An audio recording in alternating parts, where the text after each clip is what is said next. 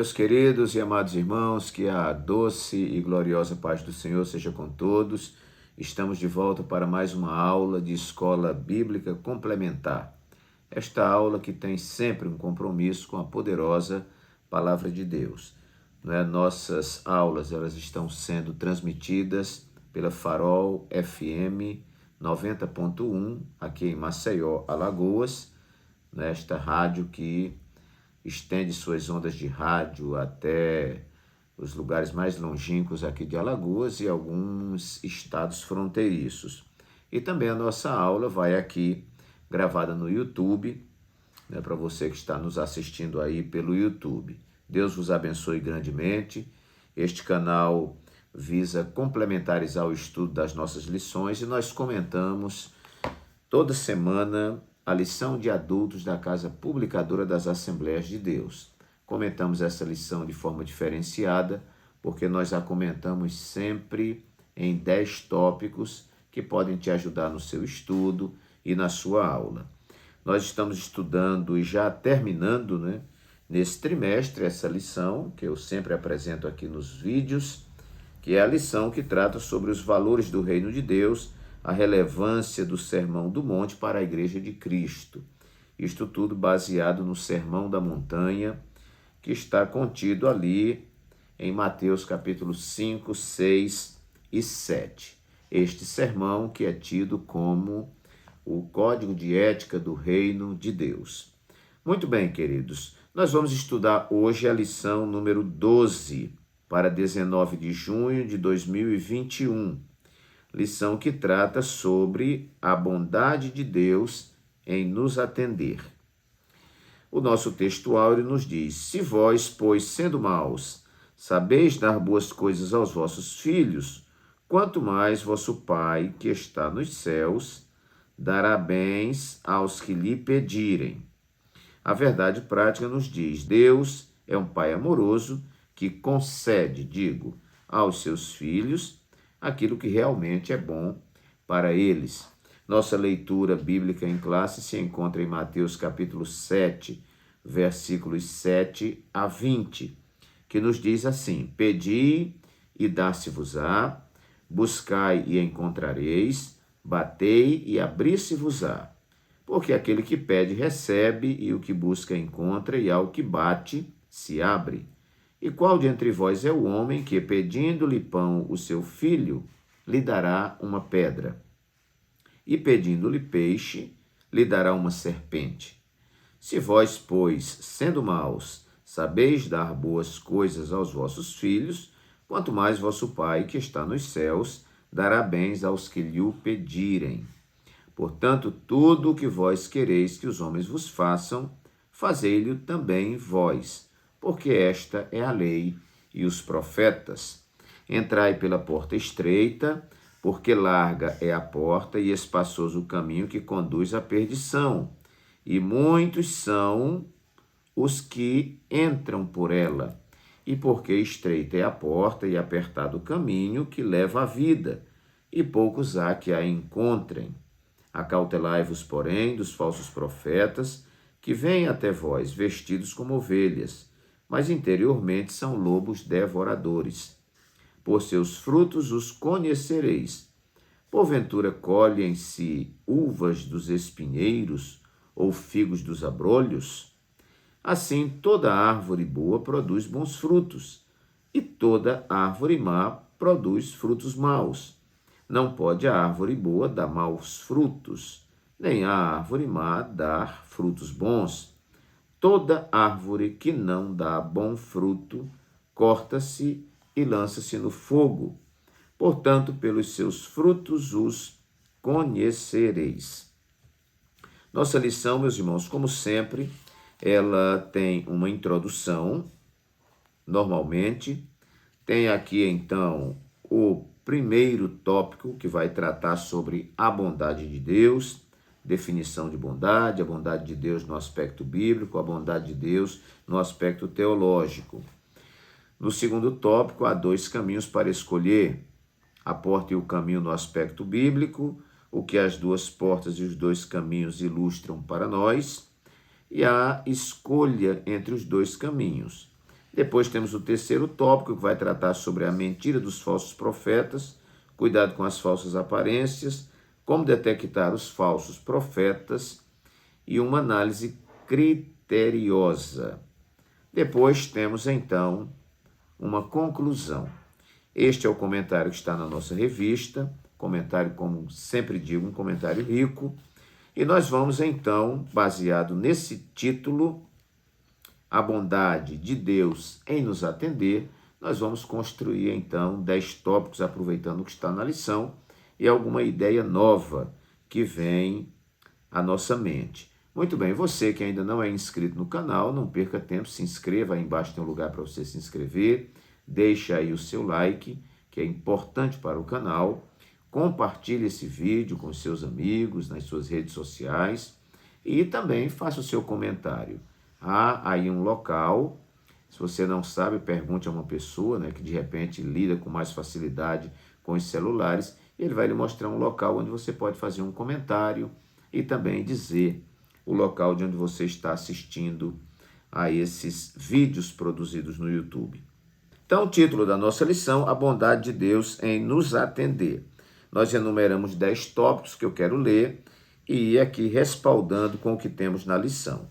Bom, primeiro ponto que eu anotei aqui foi bondade de Deus intrínseca aos seus atributos. De repente, para nós, irmãos, nós fazemos esforço para tentar ser bom, temos que orar pedindo para que o Espírito Santo domine o nosso ser, para que a gente possa, então, realizar obras de bondade, não é? Mas Deus, ele não precisa fazer força. Deus, intrinsecamente, né, a sua natureza, faz parte dos seus atributos a bondade. Então, Deus é bom em todo tempo, Deus não tem dificuldade. Deus é bom todo tempo e o tempo todo, como as pessoas dizem. Nós vamos ver no primeiro tópico, que respalda, não é, o que estamos falando aqui, e os subtópicos 2 e 3, onde nós vamos ver aqui a bondade de Deus no aspecto bíblico. Um pouquinho mais embaixo tem assim, Deus é bom por natureza, por isso João disse que ele é amor, conforme a primeira carta de João, capítulo 4, versículo 8, e ele é a fonte de toda a benignidade, de modo que podemos expressar que o real e verdadeiro bem é transcendente e está em Deus. Salmo 34, versículo 8. O texto de Mateus 19, 16 a 26 mostra a pergunta do jovem rico a respeito da vida eterna. E ele diz para Jesus, bom mestre, que farei para conseguir a vida eterna? Então Jesus pergunta, por que me chamas bom? E naquela ocasião Jesus diz, bom só há um, que é Deus. Muito bem, Deus é bom. No terceiro subtópico, nós vamos ter aqui também um comentário. Teologicamente, o termo bondade é amplo e envolve santidade, retidão, verdade, amor, benevolência, graça e misericórdia. Logo, fica evidente que apenas o Deus da Bíblia é verdadeiramente bom. Podemos ver a bondade dele no seu amor para conosco, conforme João 3,16, o texto clássico e texto áureo da Bíblia. O amor que revela a perfeição divina. Também podemos ver a benignidade do Senhor no seu cuidado para conosco, atendendo às nossas necessidades. O Senhor é bom e a sua graça é dispensada até para os que não merecem nada. Então, meus queridos, bondade de Deus intrínseca aos seus atributos, né? Deus é bom, a sua natureza é boa. O homem, a sua natureza é má por causa da queda do pecado, não é isso? Muito bem. Em segundo lugar, bondade de Deus que não nos isenta da busca. Vamos ver os versículos 7 e 8 da nossa leitura bíblica em classe, que diz assim, pedi e dar-se-vos-á, buscai e encontrareis, batei e abrir-se-vos-á, porque aquele que pede, recebe, e o que busca, encontra, e ao que bate, se abre. Então, meus queridos, não obstante Deus ser bom, não obstante Deus conhecer tudo que nós necessitamos antes que nós abramos a nossa boca para pronunciar, é importante que a gente busque. Então, não é porque Deus é bom, porque Deus é onisciente, conhece todas as coisas, que nós não vamos buscar. Na realidade, a grande finalidade de Deus para conosco é nos educar. Deus já sabe o que eu preciso, Deus tem tudo preparado para aquilo que eu preciso, mas Ele quer que eu me exercite na arte de pedir, na arte de buscar e na arte de bater. Deus quer ver o nosso interesse. E a nossa oração, eu costumo dizer que a nossa oração, ela não torna Deus melhor. Deus é sempre bom. A oração, ela me torna melhor. Às vezes eu estou precisando algo de Deus e eu pergunto, por que Deus? Alguém no instante pede lá e às vezes no mesmo dia recebe, na mesma semana recebe, e outras pessoas passam tanto tempo pedindo. Claro, tem muita coisa envolvida nisso aí, mas um dos aspectos nós podemos considerar, não é, que é o exercício que Deus está fazendo em nós enquanto nós oramos. Porque orar pedindo uma bênção não significa apenas que essa bênção está sendo trabalhada. Eu também, enquanto pessoa, de repente Deus está desenvolvendo em mim perseverança, persistência, não é, força de vontade e outras coisas que Ele pode estar trabalhando. Então, a bondade de Deus não nos isenta, não dispensa a busca. Nós temos que continuar buscando a Ele, mesmo Ele sabendo de tudo, mesmo Ele sendo bom e mesmo Ele sendo maior interessado em nos abençoar. Terceiro ponto, bondade que supera aos nossos pais. Ora, irmãos, quando a gente pensa, meu Deus, uma bondade acima da bondade do pai, acima da bondade da mãe, a nossa mente se perde, porque nós não temos um outro referencial de convivência, né? Assim como nós temos no dia a dia. Para nós, o maior amor que existe é o amor do pai e o amor da mãe, aqueles que nos geraram. Quando nós falamos do amor de Deus, nós fazemos suposições, mas não conseguimos imaginar, porque não é algo palpável, vamos dizer assim. Isaías 49:15 tem uma referência muito interessante que diz assim: pode uma mãe esquecer-se do seu filho que cria, do filho do seu ventre, do filho que ela amamenta? E lá completa dizendo: mas ainda que essa se esquecesse, eu, todavia, não me esquecerei de ti. O amor de Deus é um amor que, mesmo que nós não compreendamos, mesmo que nós não dimensionemos, ele está muito além do amor dos nossos pais. Nós vemos o Salmo 27:10, uma declaração do salmista.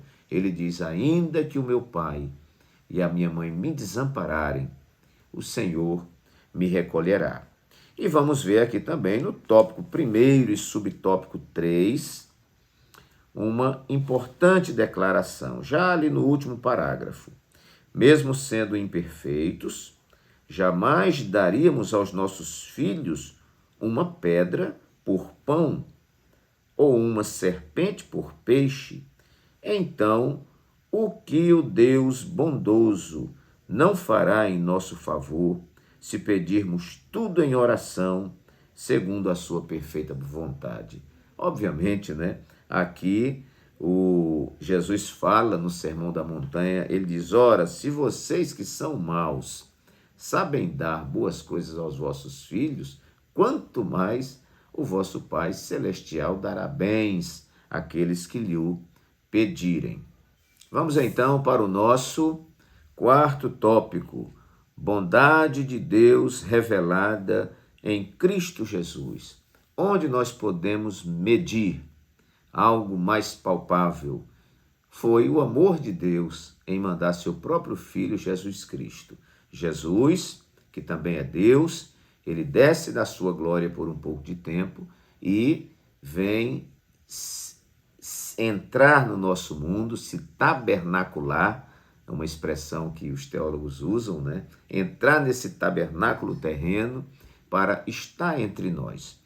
Lá em Filipenses, Paulo vai escrever e vai dizer que ele, sendo em forma de Deus, não teve por usurpação ser igual a Deus, mas ele humilhou-se a si mesmo, né? Tomando a forma de homens, se fazendo servo, né?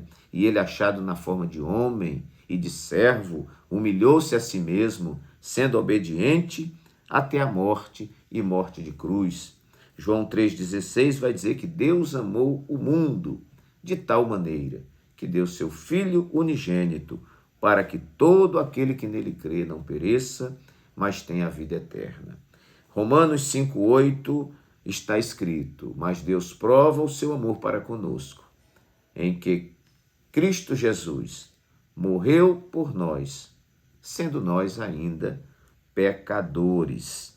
Então, meus queridos, essa bondade de Deus é revelada em Cristo Jesus, o Deus que se encarna, que habita entre nós, que desce às partes mais baixas da terra, que sofre aquilo que nós sofremos. Nessa sua vinda, nesse seu rebaixamento, nessa sua humilhação, não que alguém tenha o humilhado, mas ele se auto-entrega, né? Se auto-manifesta, se auto-revela, né? Para estar entre nós, padecendo aquilo que nós padecemos. Então, isso é fruto da bondade de Deus. Olhar para Jesus é ver o amor de Deus encarnado entre nós.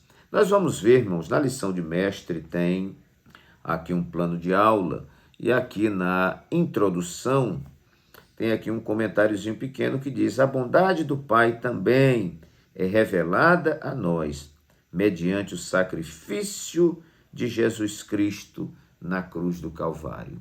Esse amor é muito grande, não tem como dimensionar. João ele vai dizer, porque Deus amou o mundo de tal maneira. Nós não temos como quantificar, qualificar, não é, esse amor. Ele é muito grande e a mente humana não é capaz de conceber tão grande amor. Muito bem. Quinto ponto.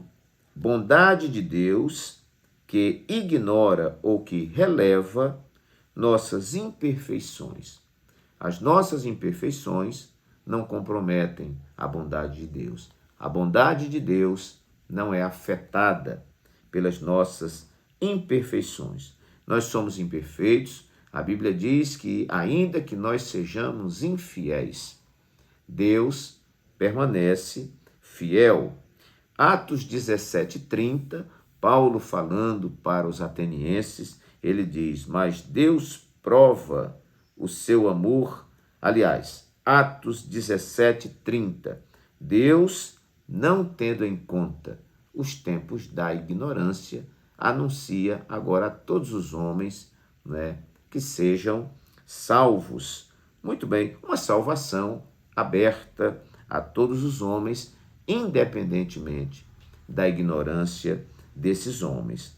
Também nós temos uma referência que eu anotei aqui, 1 de João 4,10, já deixei marcadinho aqui. 1 de João, capítulo 4, e o versículo 10, que diz assim: nisto está o amor, não em que nós tenhamos amado a Deus, mas em que ele nos amou a nós e enviou seu Filho para propiciação pelos nossos pecados. Então, independente da nossa maldade, independente, né, da nossa falta de merecimento, dos nossos males, Deus tem sido bom para conosco.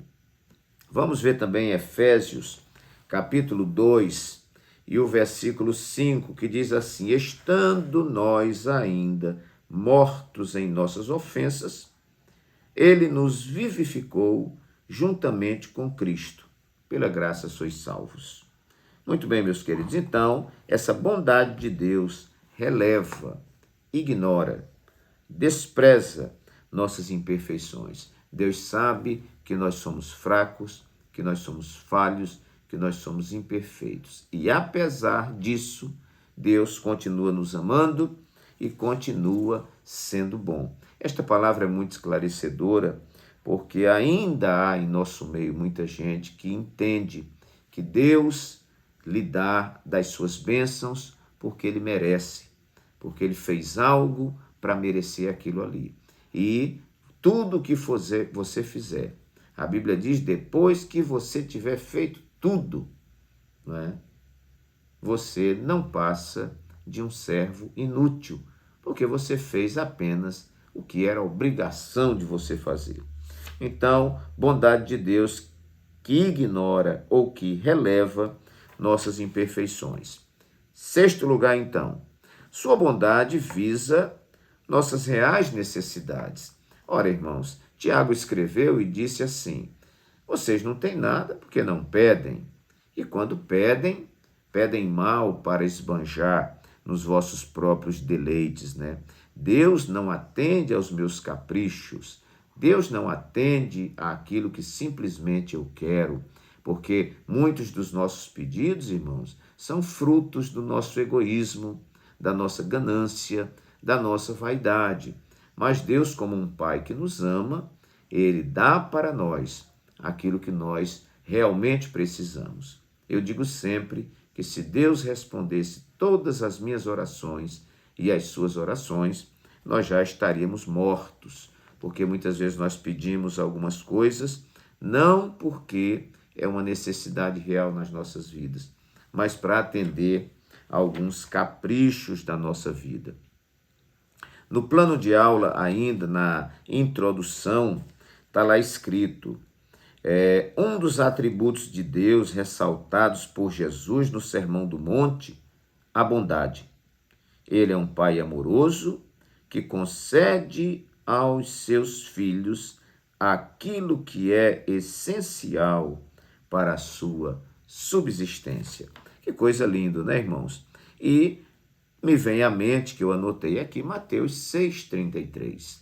O que é que está escrito em Mateus 6,33? Diz assim: mas buscai, em primeiro lugar, o reino de Deus e a sua justiça, e todas essas coisas vos serão acrescentadas. O que seria acrescentada, ou o que seria acrescentado à vida daqueles que priorizam o reino de Deus e a sua justiça?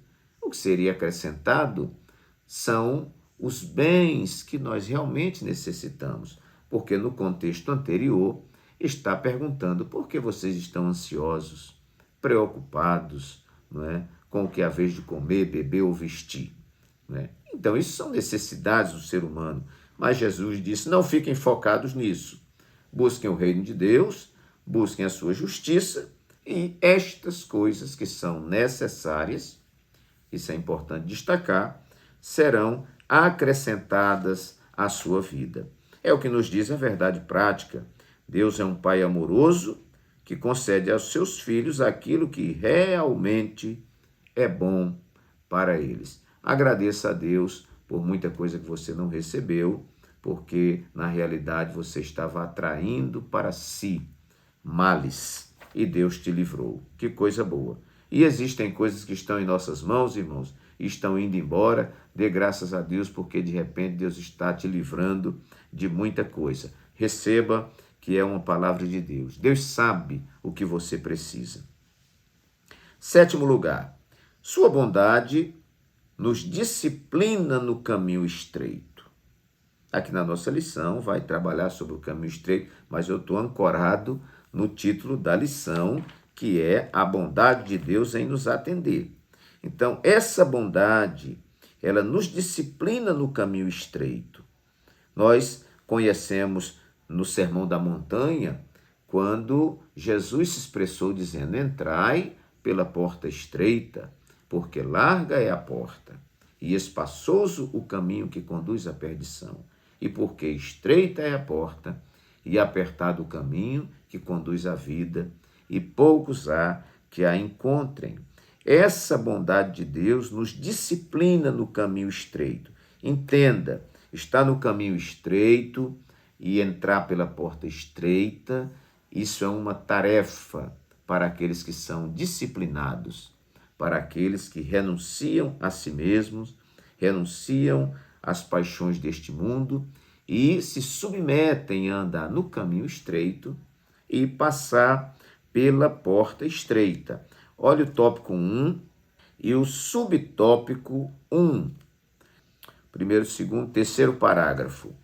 Ao pecar, o homem se tornou um ser desprovido da justiça original e sem estima para as coisas santas relacionadas a Deus, passando a ter a tendência para o mal e para as práticas imorais.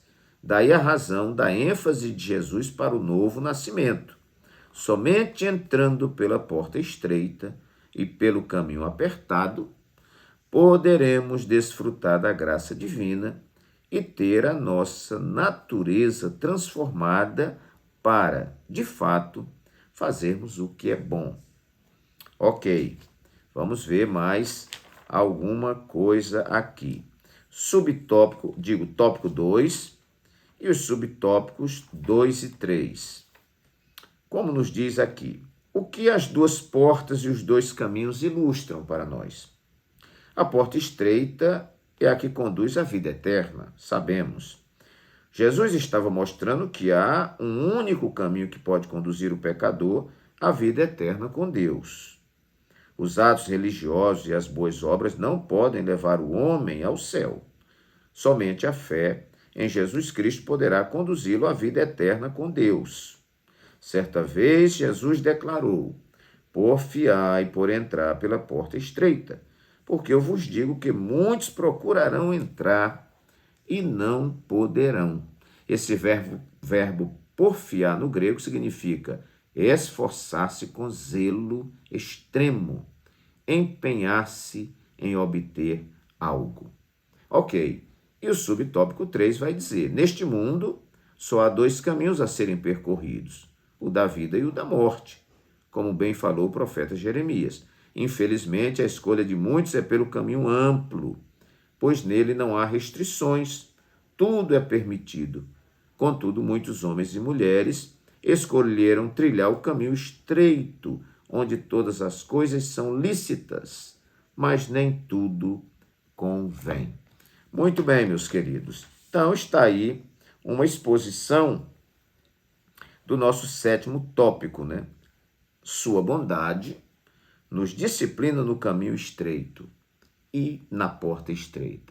Caminho estreito e porta estreita não quer dizer que Deus esteja sendo mal conosco, mas Ele está nos conduzindo por um caminho de equilíbrio, de disciplina, de renúncia e, por que não dizer, de educação cristã. Oitavo tópico e antepenúltimo, né? Bondade de Deus que nos capacita de discernimento para com os falsos profetas. Jesus disse que nos últimos dias haveriam muitos falsos profetas. Paulo também vai alertar, Pedro também vai alertar, mas esses falsos profetas, irmãos, muitas vezes eles não são identificáveis com facilidade. É preciso discernimento espiritual. Há muitas pessoas que muitas vezes passam por nós, tidas como mestres, como pregadores da palavra, quando na realidade são falsos mestres e falsos profetas. Mas a bondade de Deus nos capacita de discernimento. O que seria de nós se Deus não nos desse o discernimento, né, de que algo está contrariando sua palavra, de que algo está dissonante com a vontade de Deus? Vamos ver os versículos 15 e 20 da nossa leitura bíblica em classe, onde Jesus diz: acautelai-vos, porém, dos falsos profetas. Veja como nós precisamos discernir. Primeiro, eles vêm vestidos como ovelhas. Vestido como ovelha não é ser ovelha, mas quem olha somente para a aparência vai dizer que é uma ovelha. O perigo está no interior, e para ver interior tem que ter discernimento. No versículo 16 diz: por seus frutos os conhecereis. é preciso fazer uma leitura, é preciso observação, é preciso investigação, para que eu veja o fruto. Ah, esse irmão, ele fala muitas línguas, esse irmão, ele profetiza, esse irmão tem uma Bíblia que parece um dicionário, esse irmão pula para lá, pula para cá, esse irmão ora e as pessoas são curadas. Bom, até aí, pelo que Jesus ensinou, não tem muita coisa. Obviamente que merece uma determinada atenção, claro, mas Jesus nos ensinou, ele disse, observe os frutos. Observe os frutos desta árvore, se são bons ou ruins. Se fizer tudo isso, irmãos, e os frutos forem maus, de nada vale todo este poder, entre aspas, né? Então, a gente vai olhando, então, eles vêm vestidos como ovelhas. Depois eles frutificam e a gente precisa conhecer o fruto deles. E Jesus declara no versículo 17, assim toda árvore boa produz bons frutos. Se o fruto é bom, a árvore é boa. Mas se o fruto é mau, a árvore é má. No versículo 20, Jesus diz, pelos seus frutos os conhecereis. Pronto, está aí. Pela frutificação, a gente vai ver se esse mestre, se esse profeta, né, é realmente um mestre ou um profeta de Deus. No terceiro tópico da nossa lição, que vai tratar especificamente disso, né, eu quero apenas destacar algumas palavras que estão marcadas aqui. Primeiro, estarmos sempre vigilantes. É preciso vigilância. Não é? Você tem que orar, mas também tem que vigiar, né? Para que essas coisas não passem. Aqui está sublinhado, são lobos disfarçados de ovelhas. Embaixo, o crente precisa ter todo o cuidado e estar constantemente em oração, buscando discernimento espiritual para não ser iludido pela boa oratória e as palavras bonitas dos que se dizem profetas, mas não o são. Os falsos profetas podem até parecer dóceis, mansos, se vestirem como ovelhas, mas por dentro são lobos vorazes. Esses demonstram ter piedade, fazem longas orações, profetizam, mas é tudo aparência. Como detectar os falsos profetas? Em seus ensinamentos, eles minimizam a Cristo e glorificam a si mesmo. Pronto, aí é um sinal de falso profeta. Identificá-los por seus frutos, já falamos.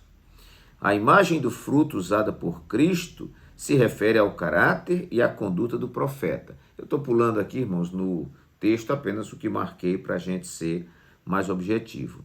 O seu ensino, se ele ensinar alguma outra doutrina e se não conforma com as santas palavras de nosso Senhor Jesus Cristo, é soberbo, nada sabe e não deve ser reconhecido como profeta do Senhor. E aqui embaixo, um grande sinal do falso profeta. Profetizam somente aquilo que as pessoas desejam ouvir e não se cansavam de dizer que foi o Senhor que disse. Paul Washer tem uma frase que ele diz que a maior marca de um falso profeta é que ele só diz aquilo que você quer ouvir. Então, se você conhece alguém por aí que é tido como profeta, mas só vai até você, só vai até os outros para dizer aquilo que eles querem ouvir, eis aí um sinal de um falso profeta. Pode ser homem e pode ser também mulher. Ok, vamos então para o 9º ponto da nossa lição. A bondade de Deus alcança os homens indistintamente. Tito 2,11 vai dizer que a graça de Deus se há manifestado trazendo salvação a todos os homens. Mateus 11:28, Jesus faz aquele convite extraordinário, vinde a mim, todos vós que estáis cansados e oprimidos, e eu vos aliviarei. E Lucas 19:10, o texto clássico ali de Zaqueu, onde Jesus diz, o Filho do Homem veio buscar e salvar os que se haviam perdido. Na nossa conclusão tem também uma declaração interessante que diz assim, a Bíblia revela que Deus é bom e que ele partilha da sua benignidade com suas criaturas, cuidando delas, quer sejam boas, quer sejam más, conforme Mateus 5, 45. Então, irmãos, a bondade de Deus alcança os homens indistintamente, ou seja, a todos os homens, né? Obviamente que Deus não aprova o posicionamento do homem no pecado, né? Deus abomina o pecado, mas Deus ama o pecador. A pessoa que não é crente, Deus ama. Deus não me ama hoje mais do que me amava quando eu era um afastado, um desviado, ou quando não conhecia Jesus. O amor de Deus é um amor que ele ama a todos, ele ama a criança, ama o adolescente, ama o jovem, ama o senhor, ama a senhora, ama o de pele clara, o de pele escura, ama a todos os homens, mesmo que eles estejam cheios de defeitos, porque isso para Deus não é surpresa. E então, irmãos, chegamos para o final, que pena. 10º ponto, a bondade de Deus é inesgotável. Ela não tem fim.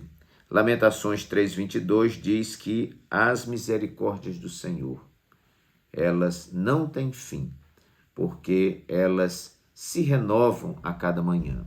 E elas são, inclusive, a causa de nós não sermos consumidos.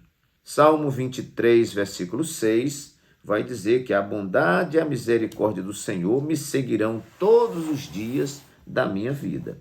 E Deuteronômio 7:9, que eu já deixei marcadinho aqui também, para nós lermos. Deuteronômio 7:9 está escrito assim: Saberás, pois, que o Senhor teu Deus é Deus, o Deus fiel, que guarda o conserto e a misericórdia até 1000 gerações aos que o amam e guardam os seus mandamentos.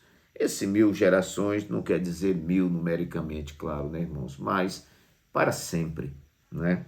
Então, Deus é fiel e guarda seu conserto e sua misericórdia até 1000 gerações. Deus é aquele que nos ama indistintamente, como falei, e também nos ama e é bondoso para conosco de forma inesgotável. Glória seja dada ao nome do Senhor, que fez isso e é coisa maravilhosa aos nossos olhos. Meus queridos irmãos, que Deus assim nos abençoe, que esta palavra simples e objetiva possa permanecer plantada no seu coração. Não se esqueça, você que ainda não é inscrito neste canal tão abençoado, se eu fosse você, eu me inscreveria neste canal e também deixaria aí o like, faria o seu comentário e compartilharia esse vídeo com os seus amigos. Que Deus vos abençoe até o nosso próximo vídeo e até o nosso próximo programa. Até lá, que Deus nos abençoe. Amém.